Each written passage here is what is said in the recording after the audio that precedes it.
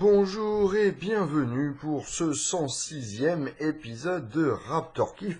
On se retrouve aujourd'hui avec le match opposant les Toronto Raptors au Utah Jazz et le match se déroule à Utah, en l'occurrence à Salt Lake City. Les Jazz qui pour le moment sont 4 victoires et 4 défaites sur la saison, tandis que les Raptors, on le sait, sont 9 victoires et une seule défaite. Le 5 de départ pour les Utah Jazz est composé de Ricky Rubio à la main, de O'Neal à l'arrière, de Joe Ingles à l'aile, de Derrick Favors et de Rudy Gobert à l'intérieur, les deux tours jumelles. Pour les Toronto Raptors, il s'agit de Kyle Lowry à la main, de Danny Green à l'arrière, de OG Anunoby à l'aile, de Pascal Siakam en tant qu'ailier fort et de Jonas Valanciunas au poste de pilier. Et encore une fois, pas de Kawhi Leonard, et non, ce n'est pas dû au fait que ce soit un back-to-back, c'est-à-dire 2 matchs consécutifs, 2 jours consécutifs, enfin des matchs en journée consécutive. C'est le fait qu'apparemment il se soit tapé au niveau du poignet et donc il préfère le laisser au repos. Et également information pour les Utah Jazz, Donovan Mitchell qui s'est blessé récemment ne jouera pas non plus. Et le premier quart-temps se termine sur le score de 31-30 pour les Utah Jazz. Dans un quart-temps qu'ils avaient démarré de façon assez rapide. Je parle des Utah Jazz, puisque ils ont mené 15-7 au bout de 3-4 minutes, et que surtout ils provoquaient beaucoup de turnover pour Toronto, c'est-à-dire qu'ils leur piquaient beaucoup de ballons, et du coup les Raptors avaient beaucoup de mal à entrer dans ce match. 1 ou 2 temps morts, une faute contestée du coup vidéo, qui ont coupé aussi un petit peu le jeu, permis au coach des Raptors de replacer son équipe, et les Raptors sont donc revenus dans ce match qui est beaucoup plus équilibré dorénavant. Le deuxième quart-temps avait commencé à l'avantage de Utah qui n'arrêtait pas de faire commettre des fautes à Toronto ou encore des turnovers. Je crois que Toronto a déjà plus de 11 turnovers dans cette première mi-temps. Mais à partir d'un moment, le coach des Raptors appelle un temps mort et après ça, c'est les Raptors qui vont cadenasser leur défense et empêcher Utah de développer leur basket, en tout cas le basket qu'ils développaient depuis le début du match. Et puis un Pascal Siakam impressionnant de maîtrise qui attaque et spin, c'est-à-dire fait des petits tourniquets autour du défenseur et aller marquer. C'est vraiment superbe ce qu'il est en train de faire. On est en train d'assister à l'éclosion d'une star. Franchement impressionnant la vitesse d'action qu'il peut avoir cette année. C'est magnifique. On n'est pas étonné que Nick Nurse ait choisi de le faire démarrer les matchs au poste 4, puisque c'est vraiment sa meilleure position. Il est assez rapide, assez fort en défense pour pouvoir supporter tout ça. En tout cas, pour vous dire, les Raptors, à la fin de la première mi-temps, mènent 65-54. C'est pour dire s'ils ont su maîtriser leur sujet, puisqu'ils ont limité Utah à 23 points dans ce deuxième quart-temps, tandis qu'ils en ont marqué 35. C'est-à-dire 2 quart-temps à plus de 30 points pour les Raptors. C'est plutôt pas mal. Vous pouvez retrouver tous les podcasts Raptor Kiff ainsi que Spurs Kiff, bien entendu son petit frère vis-à-vis des Spurs, sur le site mykiff.fr. Vous pouvez également nous retrouver sur la page Facebook intitulée Sport Kiff Podcast, et bien entendu vous pouvez également nous retrouver sur YouTube et Twitter sur les pages intitulées Kiff Podcast. Et enfin, vous pouvez me contacter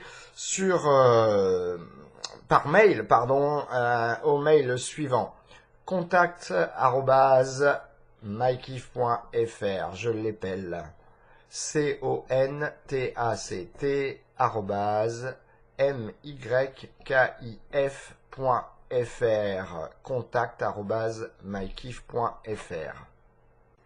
Et en ce début de troisième quart-temps, les Raptors ont décidé d'écraser les Utah Jazz dès le début, puisque dorénavant ils mènent 71-55, alors que nous avons joué seulement depuis 1 minute 20. Une chose que je n'ai pas notée depuis le début du match, c'est la différence de lancers francs. Utah en a déjà shooté à 18, tandis que Toronto n'en a shooté que 5. Bon, la différence est que Toronto a marqué 5 lancers francs sur 5, alors que Utah n'a marqué que 12 ou 13 lancers francs sur 18. Mais tout de même, on peut voir à quel point les Raptors, dans leur défense, commettent beaucoup plus de fautes que Utah. Et cela permet, bien entendu, à ce que Utah reste dans ce match finalement, puisque c'est une différence de 7 points. Donc imaginez, il y a déjà 16 points d'écart. Donc si on rajoutait ces 7-là, ça ferait 23 points d'avance pour les Raptors. Donc c'est vraiment impressionnant ce que sont en train de faire les Raptors, si on considère la différence au lancer franc. Le troisième quart-temps aura été complètement à l'avantage des Raptors, qui finissent le quart-temps sur un score de 94-72. Impressionnant, un Kyle Lowry qui démontre encore une fois qu'il est un des meilleurs meneurs de la ligue cette saison. En tout cas, ça faisait longtemps qu'on le savait à Toronto, mais là, il le démontre. À la fin du troisième quart-temps, 17 points, 11 passes décisives. Il reste, bien entendu, le leader de la ligue en termes de passes décisives par match. Il faut dire que le système offensif de Nick Nurse convient très bien à Kyle Lowry, qui a le ballon dans les mains beaucoup plus souvent. C'est vraiment le général sur le terrain. Et ça se voit, il est capable de trouver des passes, des trous de souris. L'autre jour, à Phoenix, on l'avait vu 3 fois dans le match faire une passe petit pont, c'est-à-dire à travers à travers les jambes du numéro 1 de la draft, c'est-à-dire Ayton. Et là, aujourd'hui, il fait des choses assez similaires. Donc, encore une fois, chapeau bas, monsieur Kyle Lowry. Et le match se termine sur le score de 124 pour les Toronto Raptors à 111 pour les Utah Jazz. Un match où les Raptors ont eu du mal à démarrer. Il faut dire, ils ont joué hier tout de même contre les Lakers dans un match qui était très intense face à LeBron James. Et ce soir, ils ont démarré un peu lentement, mais ont su se reprendre dans le deuxième quart-temps. Et depuis, ils ont déroulé, surtout dans le troisième quart-temps, où ils ont enfoncé vraiment les Jazz. Et ils ont su gérer dans le quatrième, où même si sur les 3 dernières minutes, la troisième unité venue du banc des Raptors n'a pas su contrôler entre guillemets les Jazz, puisqu'ils sont revenus à 16 points alors que les Raptors menaient de 25 à 4 minutes de la fin du match. Cela dit, superbe victoire, les Raptors sont dorénavant 10 victoires et une seule défaite sur la saison. Leur prochain match, ce qui terminera d'ailleurs leur road trip, sera contre les Sacramento Kings. Passons tout de suite à la feuille de match. Alors, nous avons donc... j'étais pas sur la bonne équipe. Forcément, OG Anunoby qui a joué 24 minutes, 17 points, 1 rebond, 2 ballons volés, 7 sur 13 au tir, dont 3 sur 5 à 3 points, 0 sur 1 au lancer franc. Un ballon perdu et 4 fautes commises. Il termine avec plus 7. Pascal Siakam a joué 30 minutes, 16.7 rebonds, 2 passes décisives, 1 ballon volé, 7 sur 11 au tir, 0 sur 2 à 3 points, 2 sur 2 au lancer franc, un rebond offensif, 2 ballons perdus, 2 fautes commises. Il termine avec plus 25. Jonas Valanciunas, 21 minutes jouées, 11 points, 6 rebonds, 1 ballon volé, 2 contre, 4 sur 10 au tir, dont 1 sur 2 à 3 points, 2 sur 2 au lancer franc, 1 ballon perdu, une faute commise. Il termine avec plus 9. Danny Green a joué 22 minutes, 7 points, 2 rebonds, 3 ballons volés, 1 contre, 3 sur 5 au tir, 1 sur 3, 3 points et 3 fautes commises. Il termine avec plus 6. Kyle Lowry, quant à lui, a joué 28 minutes, 17 points, 7 rebonds, 11 passes décisives, 2 ballons volés, 5 sur 9 au tir, 3 sur 7 à 3 points, 4 sur 4 au lancer franc, 2 rebonds offensifs, 4 ballons perdus, 3 fautes commises, plus 29 pour Kyle. Serge Ibaka, enfin venu du banc, a joué 13 minutes. Il a été même sorti du fait qu'il a commis 6 fautes dans ce match. Donc il a joué 13 minutes, Serge. 17 points, 5 rebonds, une passe décisive, 8 sur 8 au tir. Il continue son incroyable série de réussite au tir. C'est génial pour Serge Ibaka. 1 sur 1 à 3 points, 1 rebond offensif, 2 ballons perdus, 6 fautes commises du coup, plus 7. Fred VanVleet a joué 28 minutes, 17 points, 4 rebonds, 6 passes décisives, 1, il s'est fait contrer une fois, 6 sur 14 au tir, 2 sur 5 à 3 points, 3 sur 3 au lancer franc, 2 ballons perdus, il termine avec plus 10. Delon Wright, quant à lui, a joué 23 minutes, 9 points, 1 rebond, 3 sur 6 au tir, dont 1 sur 3 à 3 points, 2 sur 2 au lancer franc. Il termine avec moins 5. CJ Miles a joué 24 minutes, 5 points, 6 rebonds, 1 passe décisive, 2 sur 4 au tir, dont 1 sur 3 à 3 points, 2 rebonds offensifs, 1 ballon perdu, 5 fautes commises, il termine avec 0. Norman Powell, alors là c'est la déception du match puisque il a à peine joué, il est rentré et sur un passage d'écran s'est fait une entorse à l'épaule. J'espère qu'on verra bien, il devait passer un IRM, donc on verra ce qu'il en est, mais du coup ses stats ne sont pas ne sont pas à prendre en compte. Greg Monroe a joué 12 minutes, 8 points, 3 rebonds, 4 sur 5 au tir, 0 sur 1 à 3 points, 1 rebond offensif, 1 ballon perdu, 2 fautes commises, il termine avec moins 3. Lorenzo Brown a joué 4 minutes, 1 rebond, il n'a tenté aucun tir, a commis 2 fautes, il termine avec moins 9.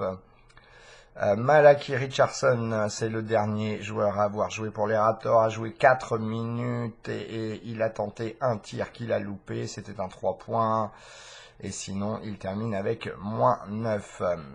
Au total, les Toronto Raptors ont marqué 124 points, 43 rebonds, 21 passes décisives, dont 11 pour Kyle Lowry et 6 pour Fred VanVleet. Donc ça fait déjà 17 entre les deux meneurs. 9 ballons volés, 3 contre, 49 sur 86 au tir, ce qui leur donne 57% de réussite.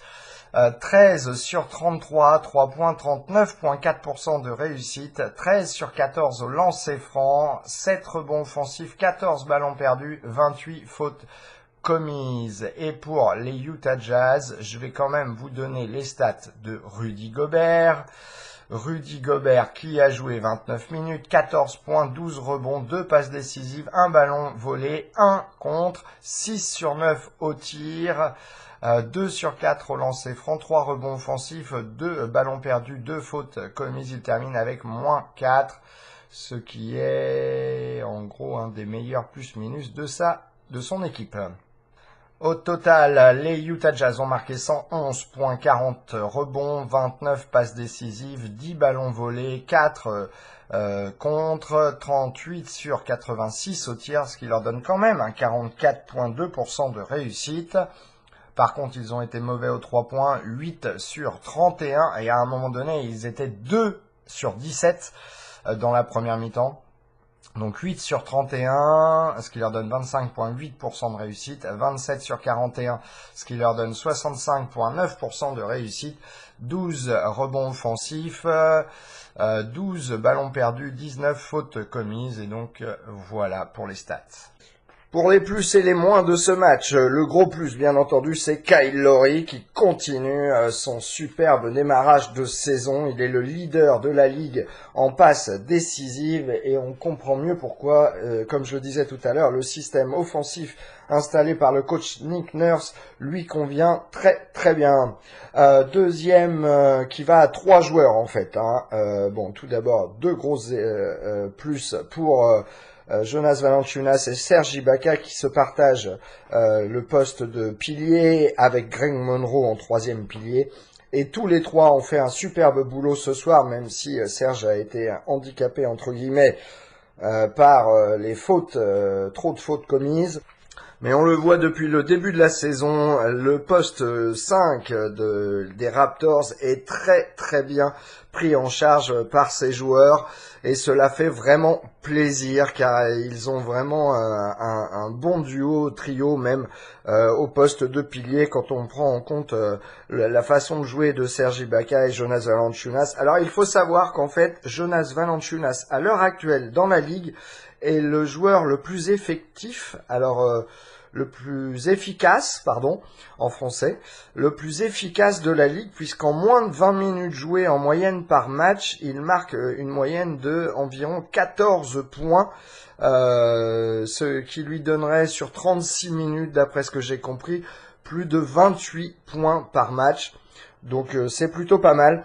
Et ça fait plaisir pour Jonas Valanciunas qui, malgré le nombre de minutes limitées où il joue, est très efficace. Et Serge Ibaka, on le voit cette année, qui est très à l'aise dans son rôle quand il joue au poste 5.